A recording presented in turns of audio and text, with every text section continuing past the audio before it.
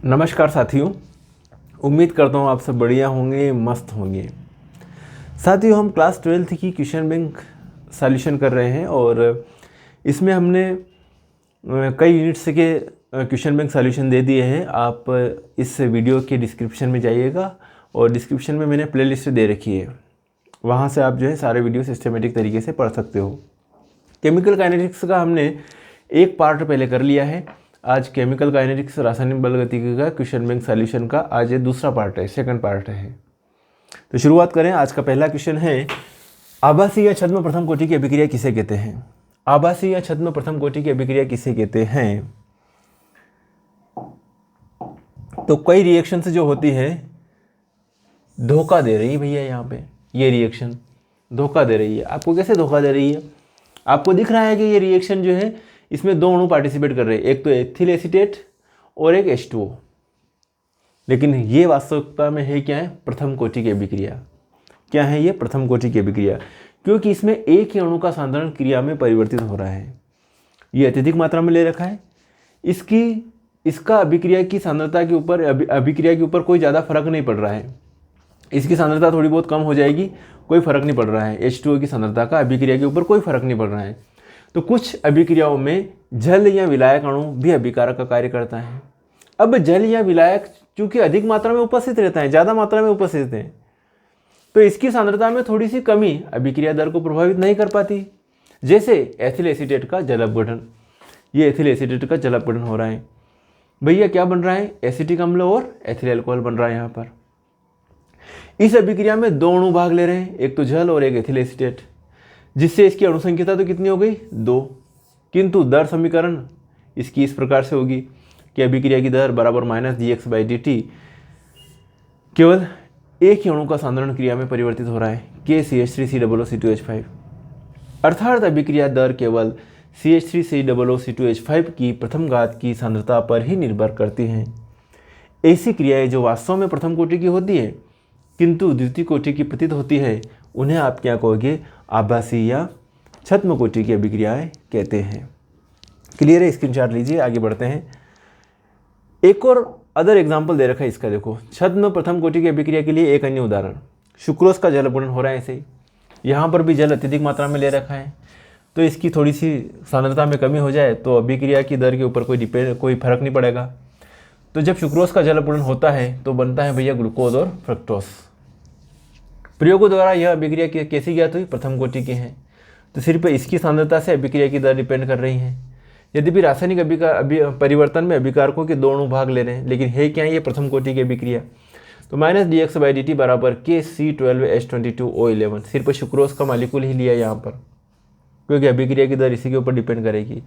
यहाँ rate of reaction equal C12H22 आएगा यहाँ पर, H22O11। ओके, सुक्रोज का फार्मूला है। आगे बढ़े बेटा,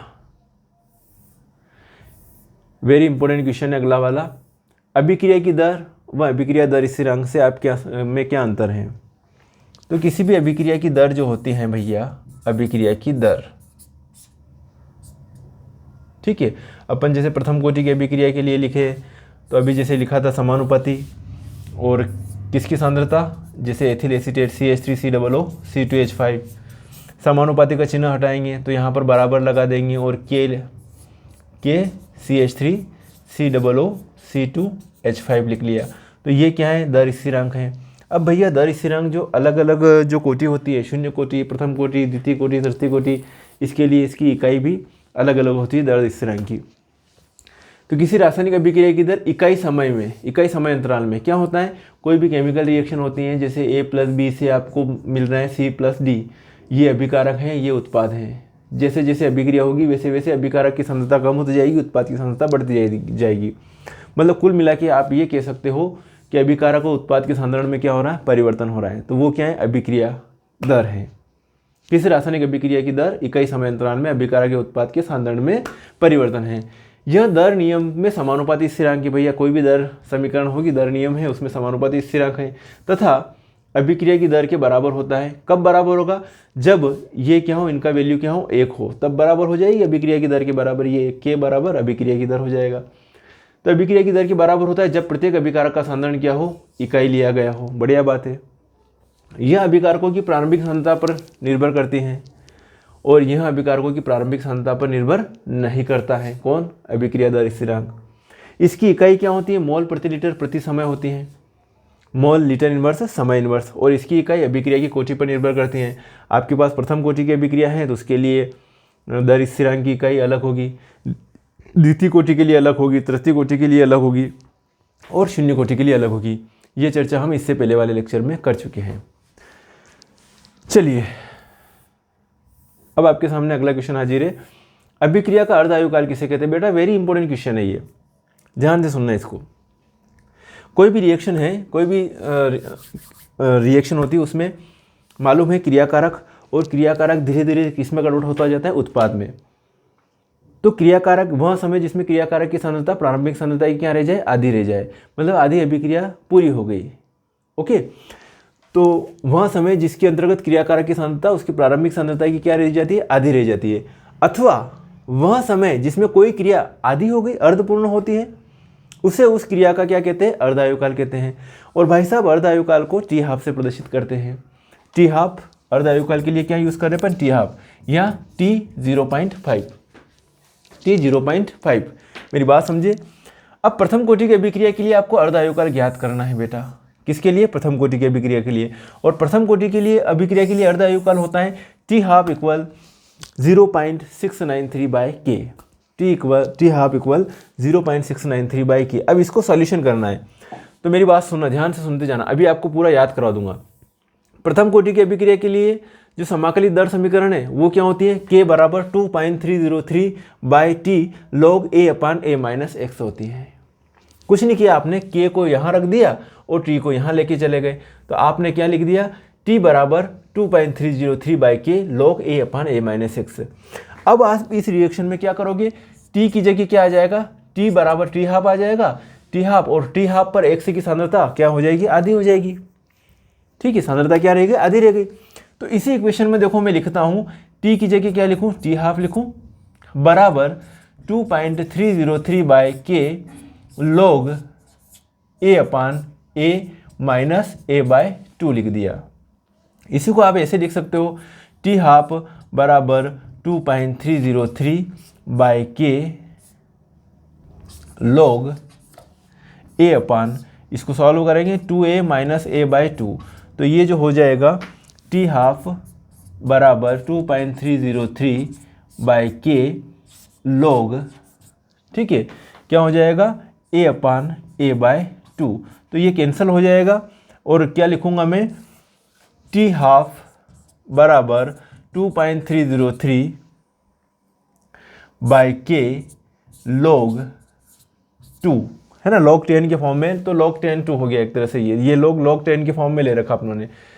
तो यहाँ पर लिखूँ मैं टी हाफ बराबर log 10 2 की वैल्यू जो होती है, ध्यान रखना, अभी यहाँ लिख रहा हूँ, log 10 2 बराबर 0.3010 होती है।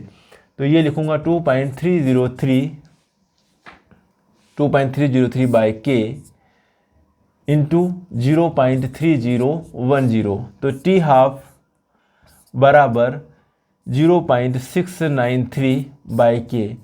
यही प्रथम कोटि की अभिक्रिया के लिए अर्ध आयुकाल होगा, टी हाफ बराबर 0.693/K। क्लियर है बेटा जी? ये चीज़ आपको समझनी है।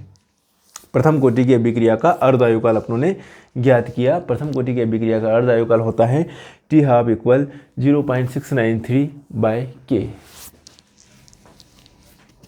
चलो आगे बढ़ें। समझ गए होंगे ये, इसको ऐसे भी A - A/2, इसी को ऐसे लिख दिया, इसको log 2 कर दिया। यही log 2 की वैल्यू जो होती है 0.3010 होती हैं, ये लिख लिया आगे।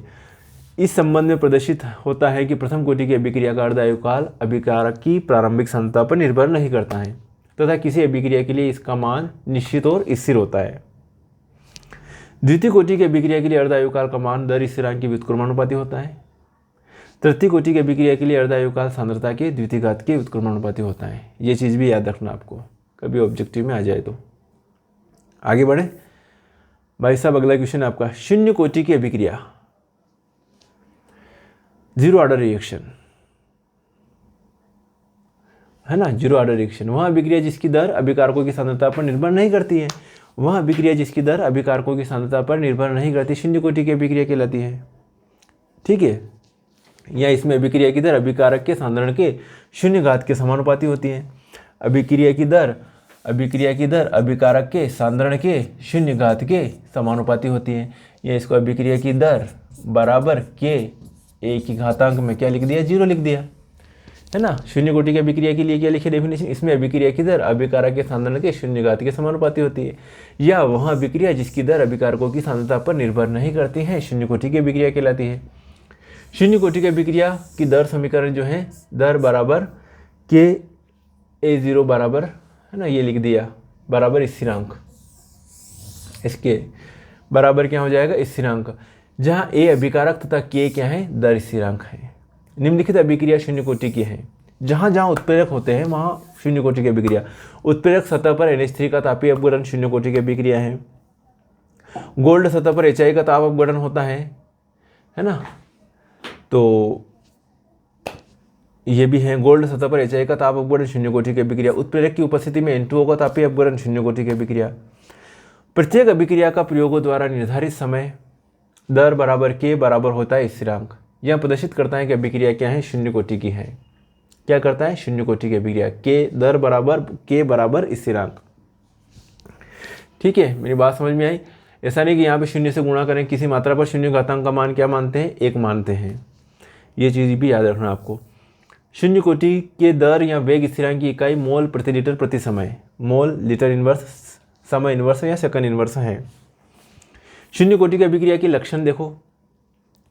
स्थिर ताप पर शून्य कोटि की अभिक्रिया पूर्ण अभिकारक लुप्त होने तक एक स्थिर दर से होती है, जो अभिकारक की सांद्रता या समय पर निर्भर नहीं करेगी।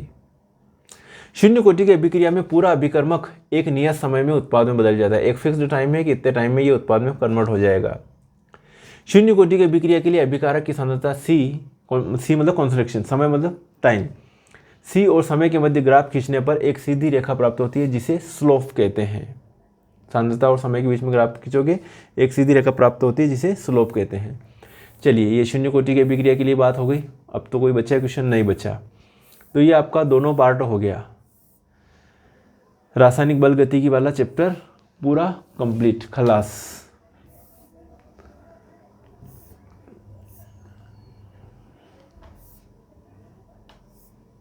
वेरी वेरी इंपॉर्टेंट क्वेश्चन थे बेटा जी आज, जो भी बताया मैंने सारी चीजें।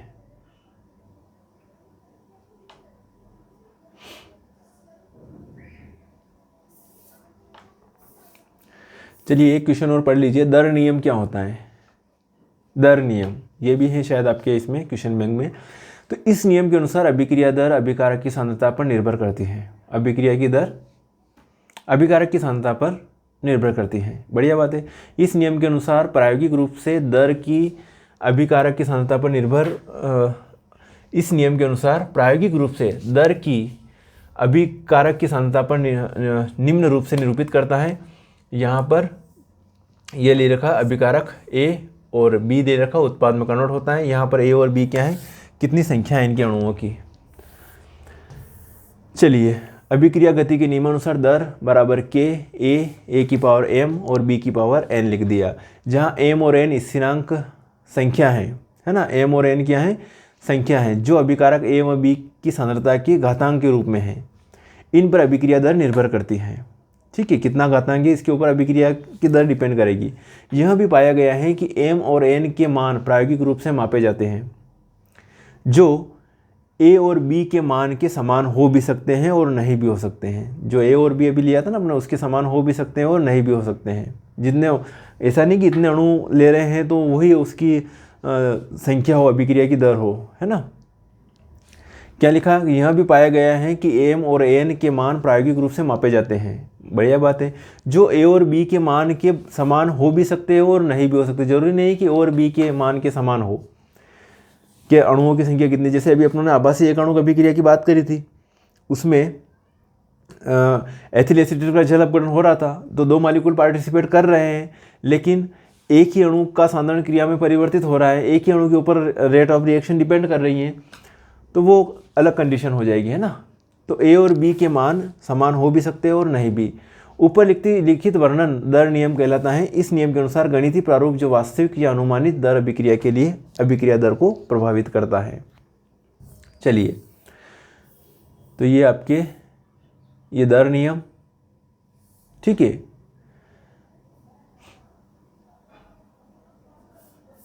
ये दर नियम, इसका स्क्रीनशॉट ले लीजिएगा, अभिक्रिया गति के नियम अनुसार।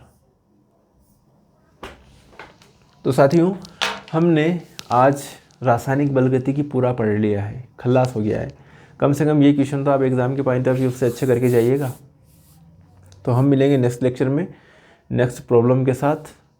एक एक लेक्चर, एक एक जो है यूनिट्स के सभी के आपको वीडियोस अवेलेबल होंगे, सभी की क्वेश्चन बैंक सॉल्यूशन में करवाऊंगा, ठीक है। तो ज़्यादा से ज़्यादा अपने साथियों को, अपने दोस्तों को वीडियो को शेयर कीजिएगा। मिलेंगे फिर नेक्स्ट वीडियो में, तब तक के लिए ओके बाय, जय हिंद।